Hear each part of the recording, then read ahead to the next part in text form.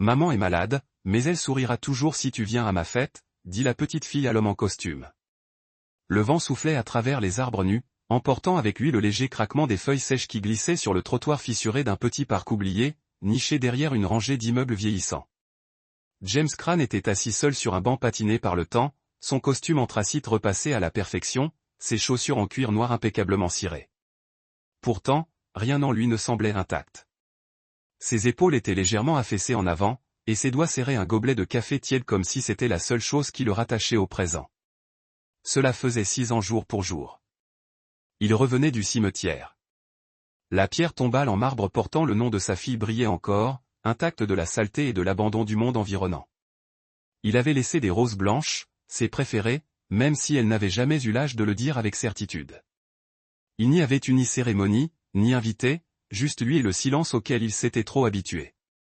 Il le regarda droit devant lui, perdu dans un brouillard de « si » et de regret. C'est alors qu'il ressentit la sensation d'être observé. Un léger bruit de pas sur le béton attira son regard sur une petite silhouette debout à quelques mètres. Une petite fille, pas plus de 3 ans, aux cheveux blonds ébouriffés et à la robe bleue délavée, serrait un minuscule sac en tissu contre sa poitrine. Ses chaussures n'étaient pas assorties, l'une rouge, l'autre rose, et ses joues étaient tachées de ce qui aurait pu être du chocolat ou de la terre, mais ses yeux étaient clairs, écarquillés et fixés sur lui. « Vous êtes triste aussi, monsieur ?» demanda-t-elle d'une voix légère et curieuse, comme une question sur la météo. James cligna des yeux, interloqué. « Qu'est-ce qui vous fait penser ça ?» Elle le pointa du doigt. « En fait, parce que vous êtes assis seul comme moi. » Ça l'a frappé plus fort que prévu. « Et pourquoi es-tu seule, ma chérie ?» L'expression de la fillette devint sérieuse. « C'est mon anniversaire aujourd'hui. Maman est malade, mais elle sourira quand même si tu viens à ma fête. » James la fixa, la bouche entr'ouverte. Il y avait affronté des conseils d'administration, des acquisitions à plusieurs milliards de dollars, des négociations acharnées, mais il n'avait aucune défense. Il jeta un coup d'œil autour de lui. Quelques enfants jouaient au loin, personne ne prêtant attention. Derrière eux, une rangée d'appartements en briques se profilait, usés et fatigués. « Je ne pense pas devoir m'immiscer, » dit-il prudemment en commençant à se lever. Mais sa petite main se tendit, tirant sur la manche de son manteau avec une fermeté surprenante. Sa voix, cette fois, était plus douce. « S'il vous plaît, j'ai gardé des bonbons de l'école pour ça. » James baissa les yeux vers elle, voyant le sérieux dans ses jeunes yeux, le genre de sérieux qui ne devrait jamais exister chez quelqu'un d'aussi petit, et sentit quelque chose se fissurer. Il n'avait pas fêté d'anniversaire depuis des années, pas même le sien. Le dernier auquel il avait assisté, c'était dans une chambre d'hôpital, sa fille trop faible pour souffler les bougies. Elle avait murmuré « C'est bon, papa. On peut faire semblant. » Cette petite fille faisait semblant aussi. Il hocha lentement la tête. « Très bien, alors. Montre le chemin, la petite. » Son visage s'illumina comme un lever de soleil perçant un orage. Elle lui prit la main sans hésitation, et il la laissa la prendre. Ses doigts étaient froids mais fermes. En marchant, elle parla du dessin qu'elle avait fait, de maman qui se reposait, du retour des autres enfants, mais c'était quand même la fête parce qu'elle avait ses bonbons. Et maintenant, elle avait un invité. Il l'écoutait, plus présent qu'il ne l'avait été depuis des années. Plus loin, les immeubles se rapprochaient. Un rideau flottait à une fenêtre du 2e étage. Quelque part, un chien aboyait. Il réalisa, pour la première fois depuis longtemps, qu'il ne pensait ni aux affaires, ni à la perte, ni à lui-même. Il suivait simplement un enfant qui avait perçu sa tristesse avant même qu'il ne parle. Et pour des raisons qu'il ne pouvait expliquer, cela le faisait se sentir à nouveau humain. Le couloir sentait légèrement le moisi et la vieille peinture. James suivit la petite fille sur 2 étages d'escalier grinçant, sa petite main toujours enroulée autour de la sienne. Elle sautilla avec détermination, fredonnant doucement dans sa barbe lorsqu'ils atteignirent une porte bleue délavée. Le numéro 2 s'accrochant à peine au bois, elle frappa doucement 2 fois, puis poussa la porte sans hésiter. « Maman, j'amène quelqu'un. » James hésita sur le seuil. La pièce au-delà était faiblement éclairée, une ampoule jaune vacillant faiblement au-dessus d'un minuscule évier de cuisine. Les murs étaient tachés par le temps, un coin était rafistolé avec du carton.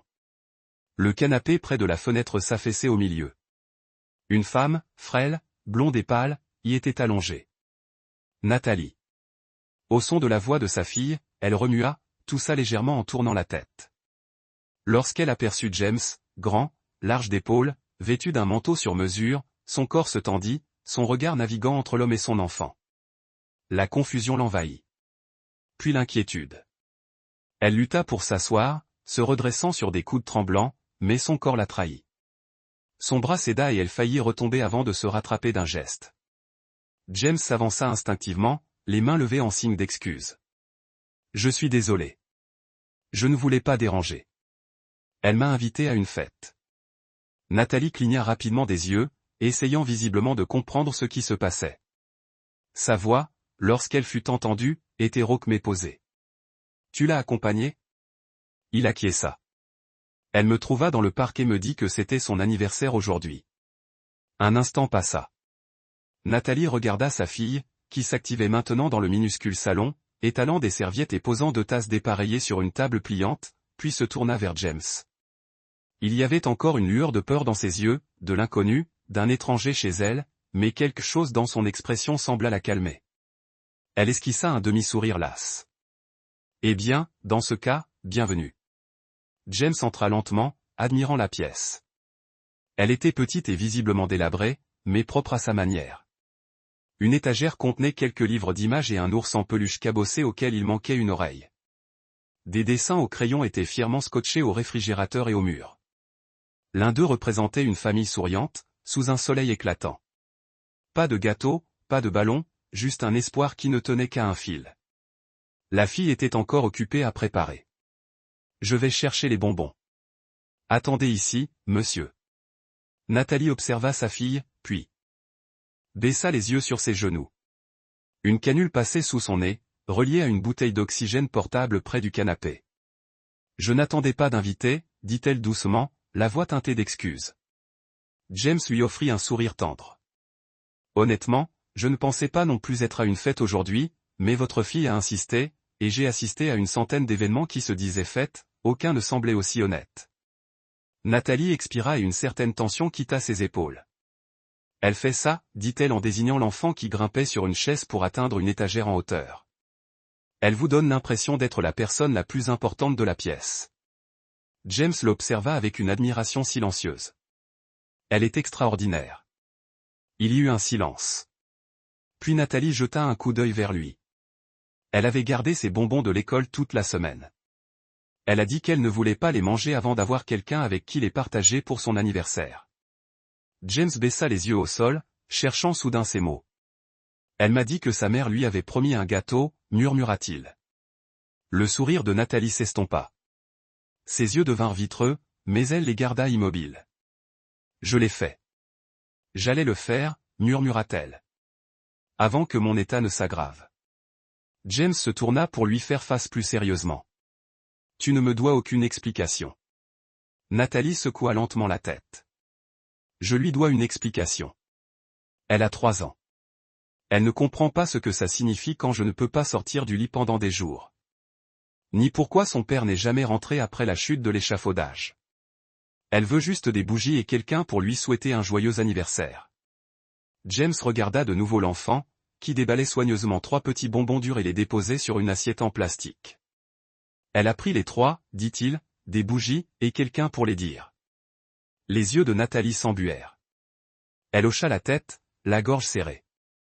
Puis, rassemblant ses dernières forces, elle se redressa et dit avec grâce, « Bon, alors, monsieur, ne faisons pas attendre la fille qui fête son anniversaire. » La petite fille revint, serrant son sac en tissu contre elle comme s'il contenait quelque chose de sacré. Elle marchait d'un pas posé, le visage empreint de fierté et de cérémonie. James la regarda s'agenouiller près de la petite table et ouvrir délicatement le sac. « J'ai apporté les bons, » dit-elle d'une voix enjouée. Ses petits doigts, collants au bout, déballèrent 3 bonbons colorés, un rouge, un vert, un bleu, et les déposèrent délicatement sur une assiette en carton délavé. Les animaux de bande dessinée étaient usés et tachés, mais le soin de ses mains les rendait précieux. James se laissa lentement tomber par terre, pliant soigneusement son manteau à côté de lui. Assis en tailleur, il attrapa le bonbon vert et le serra entre ses doigts comme s'il n'avait jamais rien vu d'aussi précieux. « Merci, » dit-il sincèrement. Elle sourit fièrement. « Celui-là est à la menthe. Maman dit que c'est bon pour la laine. » Il rit doucement, surpris par le son de son propre rire, doux, sincère, depuis longtemps absent de sa vie. Nathalie l'observait tranquillement depuis le canapé, le corps affaissé dans les coussins, une main légèrement posée sur sa poitrine. Le sourire de sa fille était revenu, ample et léger, et pour la première fois depuis des semaines, la fatigue dans les yeux de Nathalie sembla s'atténuer. « D'accord, » dit la petite fille en inspirant. « Je vais chanter. » James se redressa, les mains sur ses genoux. « On est prêt. » Elle ferma les yeux et joignit les mains comme pour une cérémonie. Sa voix était légère et tremblante. « Joyeux anniversaire. Joyeux anniversaire. » Mais sur la dernière ligne, sa voix s'éteignit. Son regard se posa sur l'assiette. Il n'y avait ni gâteau, ni bougie, juste des bonbons et le silence. Pourtant, elle sourit, levant légèrement le menton. « Maintenant, je vais souffler l'air, » dit-elle. Elle se pencha en avant et expira doucement au-dessus de l'assiette. Pas de flamme, pas de fumée, juste le son de sa respiration, douce et déterminée. Les lèvres de Nathalie tremblaient, sa gorge se serra. Elle cligna des yeux, mais une larme coula. Bref, James déglutit, l'instant le prenant de court. C'était si simple, si pur, que cela brisa toutes les années de silence qu'il avait bâties autour de lui. Puis la petite fille se tourna vers lui et murmura, « Monsieur, pensez-vous que les vœux se réalisent sans bougie ?» Il ne répondit pas tout de suite. Au lieu de cela, il fouilla dans la poche de son manteau et en sortit un briquet en argent. Il était vieux, les initiales usées, mais encore lisibles. Il regarda autour de lui, repéra un cure-dent dans une tasse près de l'évier, le cassa en deux, alluma le bout et le leva devant elle. « Seulement, » dit-il doucement. « Si quelqu'un d'autre l'allume pour toi. » Les yeux de la petite fille s'écarquillèrent. « C'est une vraie flamme. » Il sourit. « Fais ton vœu, princesse. » Elle se pencha, les joues gonflées, et souffla doucement. La petite flamme s'éteignit en un instant. La pièce s'assombrit à nouveau, mais la lueur qu'elle laissait persistait. Puis, en silence, James fouilla à nouveau dans son sac. Il en sortit un porte-mine, l'ouvrit avec précaution et, à l'aide de son étui en plastique, fabriqua une minuscule bougie improvisée. Il la planta debout au centre de l'assiette. Sans un mot, il tendit le briquet à Nathalie. Elle hésita. Son regard oscilla entre James et sa fille. Sa main trembla légèrement tandis qu'elle alluma le briquet une, deux fois, jusqu'à ce que la petite flamme s'allume à nouveau. Elle alluma la bougie improvisée. La fillette applaudit de joie. C'est un anniversaire maintenant, un vrai. James sourit. Joyeux anniversaire. Nathalie laissa échapper un rire fragile, léger.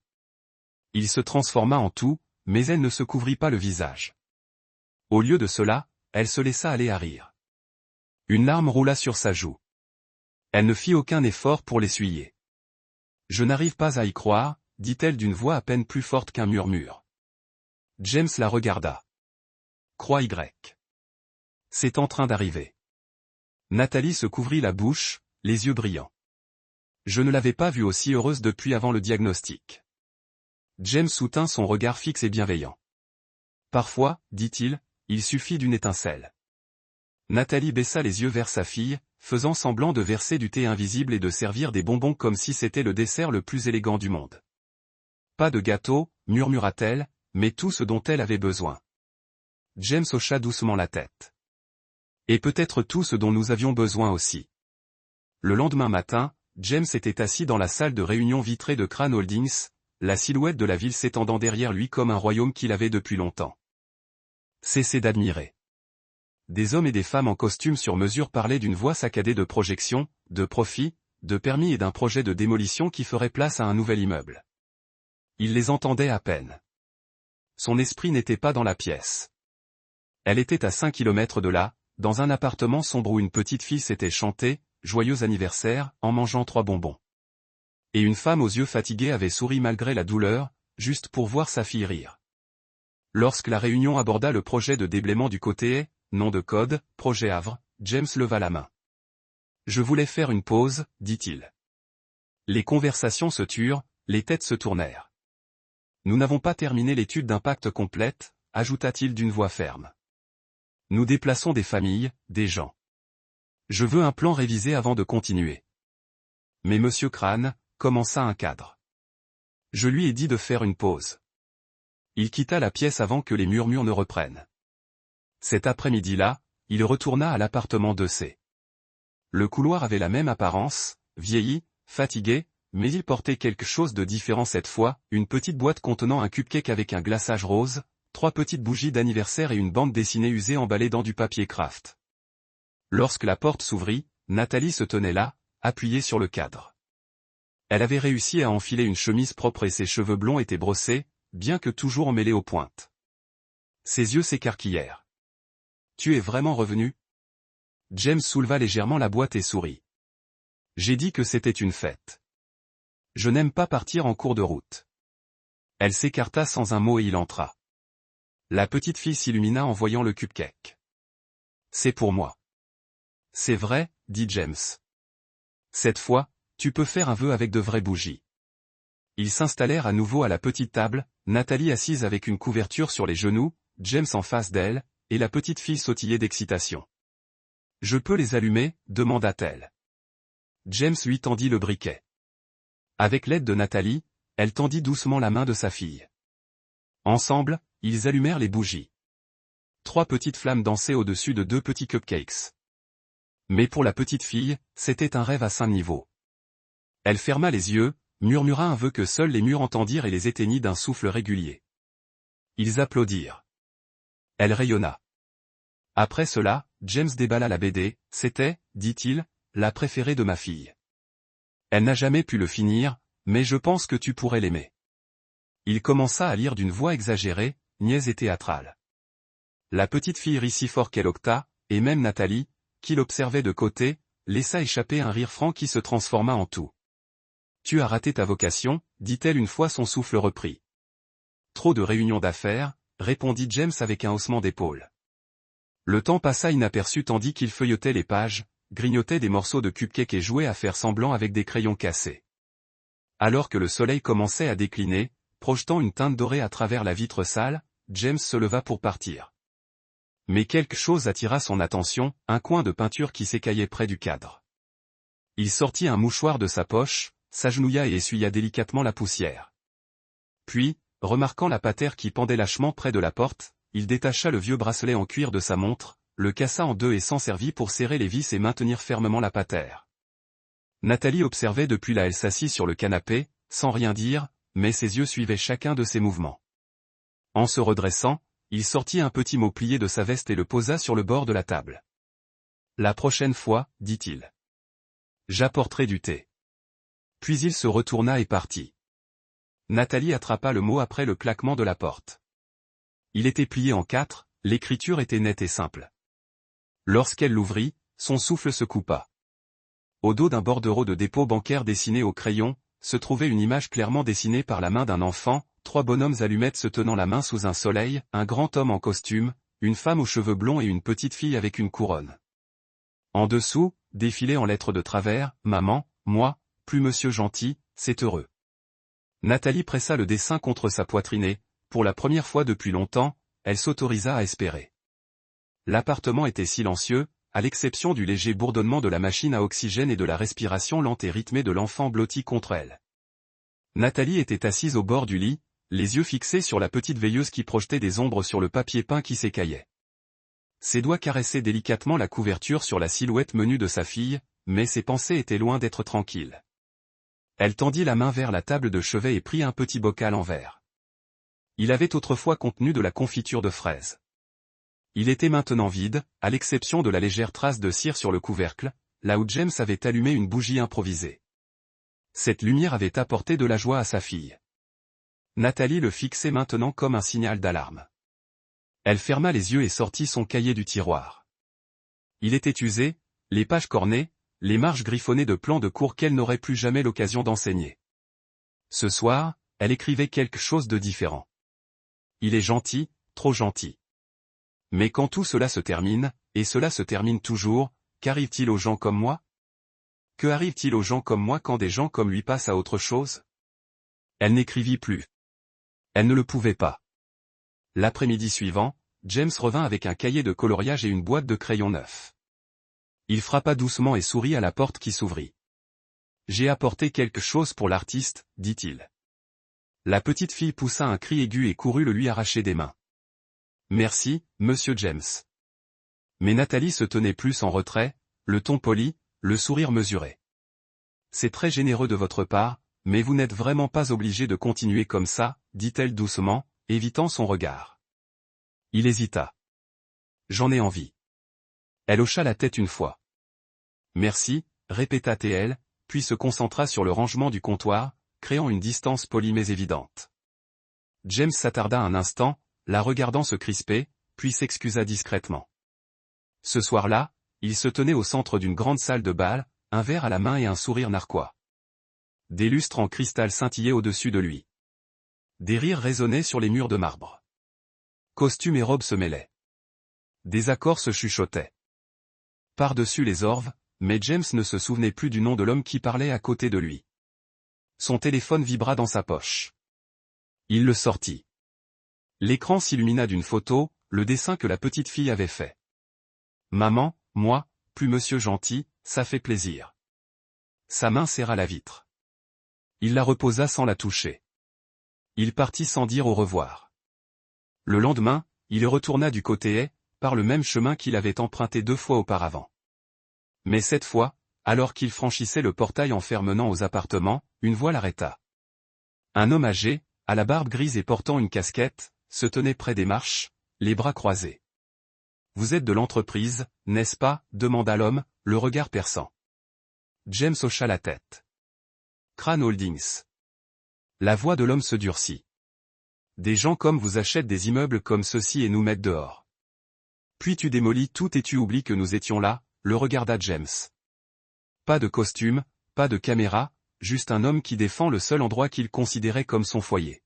« Tu as raison », dit James doucement. « Ça arrive trop souvent. » L'homme parut surpris par cette honnêteté. James poursuivit d'une voix ferme. « Mais peut-être que je suis là pour me souvenir. » Un long silence s'installa entre eux. Puis l'homme s'écarta. James monta l'escalier. De la fenêtre du 2e étage, Nathalie avait observé tout l'échange. Elle pliait le linge, le peu qu'ils avaient laissé propre, et s'était arrêtée en le voyant arriver. Elle s'attendait à ce qu'il s'explique, qu'il justifie ses visites. Ou peut-être s'attendait-elle à ce qu'il s'éloigne, mais il était resté, avait écouté, avait admis ce qu'aucun homme dans sa position ne ferait jamais. Lorsque James frappa à la porte, Nathalie ouvrit sans hésitation. Il y avait une douceur sur son visage qu'il n'avait jamais vue auparavant. « Entrez », dit-elle d'une voix chaude mais douce. Elle a demandé de vos nouvelles toute la matinée. James sourit.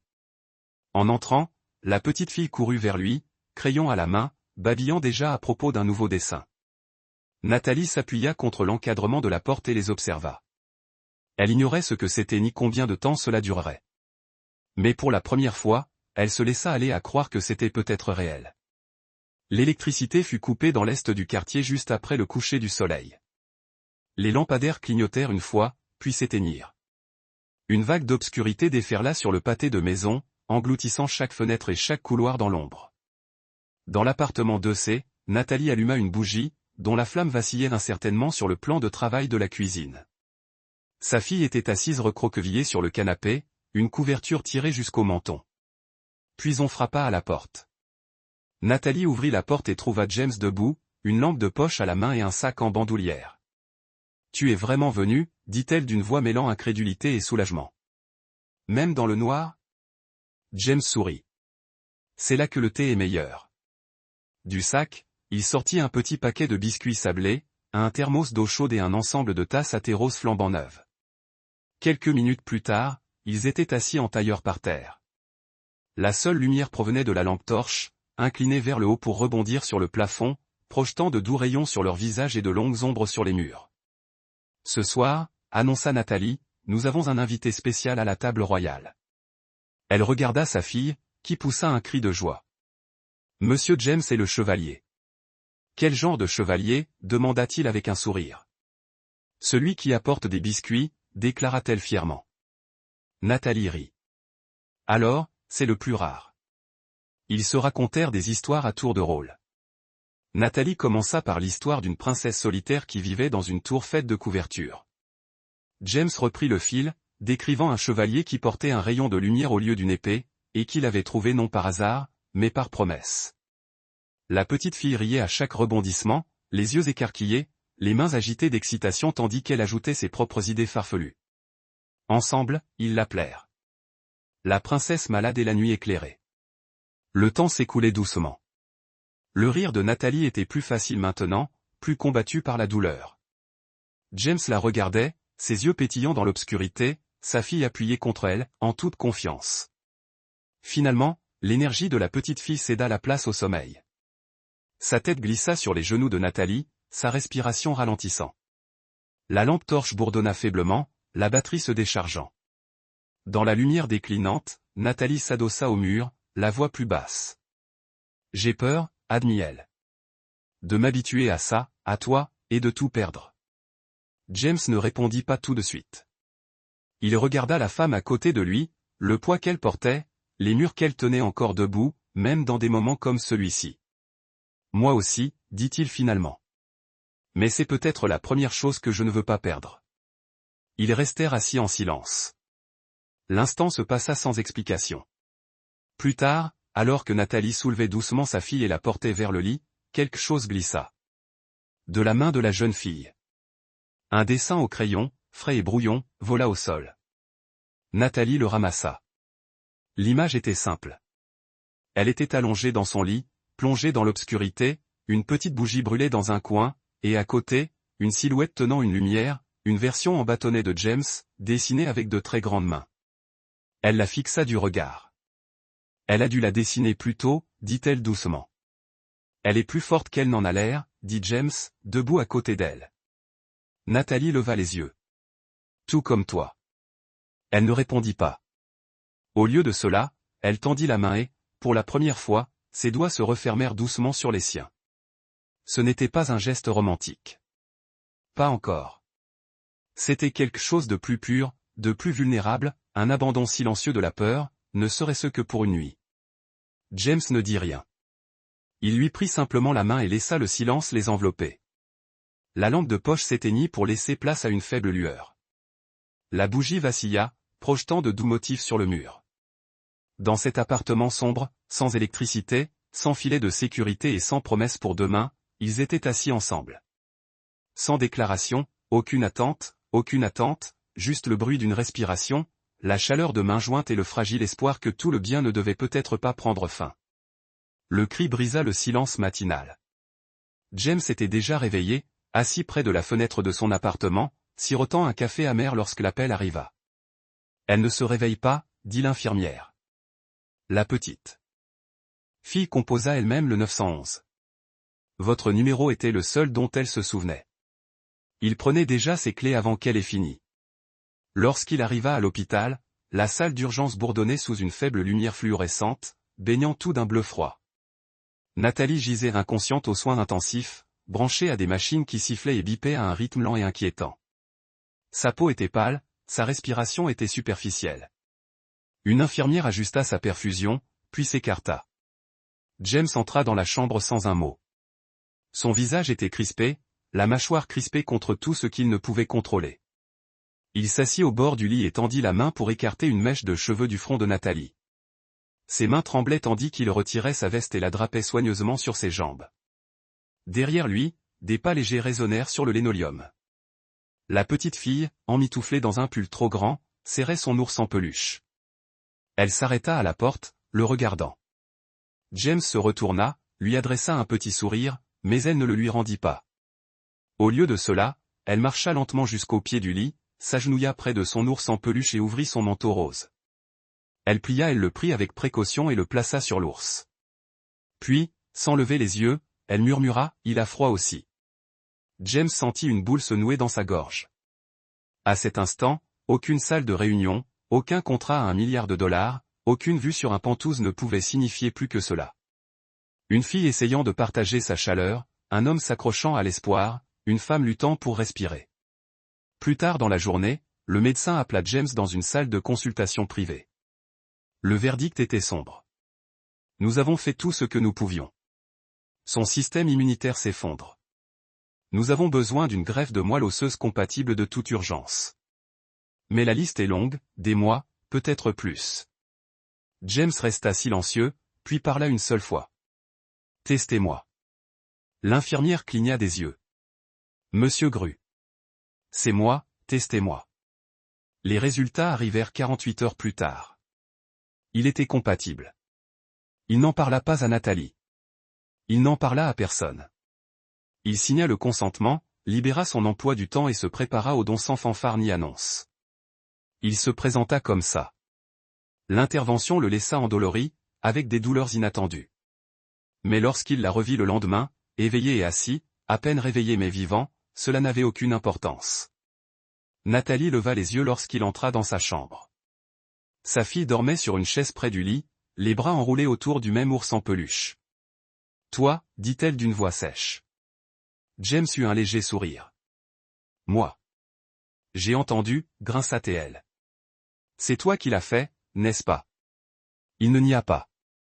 Il tira une chaise et s'assit à côté d'elle. « Tu ne peux pas tout arranger, » dit-elle, plus furieuse que reconnaissante.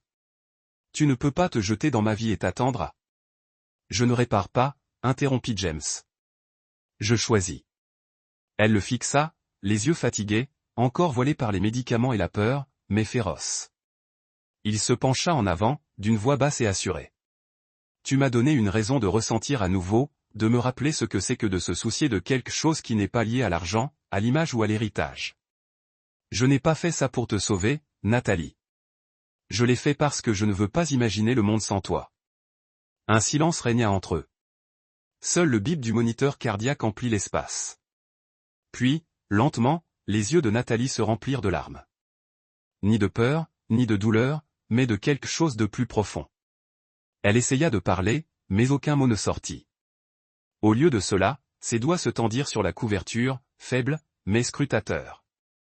James la rejoignit à mi-chemin, enveloppant doucement sa main dans la sienne. Ils ne parlèrent plus. Ils restèrent assis là, main dans la main, tandis que les machines continuaient de ronronner et que les néons clignotaient au-dessus d'eux. Et dans cette petite pièce stérile, quelque chose de fragile et de silencieux. Fleurit. Pas le salut, pas une fin de conte de fées, mais quelque chose de réel. Un choix. Une vie non promise, mais qui valait la peine de se battre. Le jardin était petit, mais il n'avait jamais semblé aussi magique. Des banderoles flottaient dans la brise, attachées entre les poteaux tordus d'une clôture usée par les intempéries. Des lanternes en papier se balançaient au-dessus de la tête, projetant de douces lueurs dorées à l'approche du crépuscule. Des enfants couraient pieds nus dans l'herbe, leur rire résonnant sous le ciel ouvert. Une table se dressait au centre, recouverte d'une nappe pastel, d'assiettes de cupcakes, de briques de jus de fruits, et en son cœur, un gâteau rond recouvert de glaçage blanc avec 4 bougies roses attendant d'être allumées. Nathalie se tenait à côté, souriante. Ses cheveux avaient repoussé en douces ondulations dorées qui lui effleuraient les épaules. Elle portait une robe bleu pâle, rien d'extravagant, mais qui faisait ressortir la couleur de ses yeux. Elle se déplaçait lentement, encore en convalescence, mais chaque pas était le sien. James se tenait à ses côtés, tenant délicatement le gâteau d'anniversaire tandis que leur petite fille tournoyait devant eux. Sa robe était un tourbillon de des volants et des paillettes. Elle avait maintenant 4 ans. Une couronne de travers reposait sur sa tête, en plastique, scintillante et parfaite. « Princesse », cria James. « Ton gâteau royal est prêt. » La fillette sautilla, les mains jointes, impatiente. James s'agenouilla, tenant le gâteau en équilibre tandis que Nathalie allumait les bougies. Autour d'eux, le silence s'installa. Amis, voisins, et même quelques collègues de James qui avaient enfin compris pourquoi leur patron avait tant changé l'année précédente. Mais à cet instant, seules 3 personnes comptaient. La petite fille se pencha en avant, la lueur de la bougie dansant dans ses grands yeux.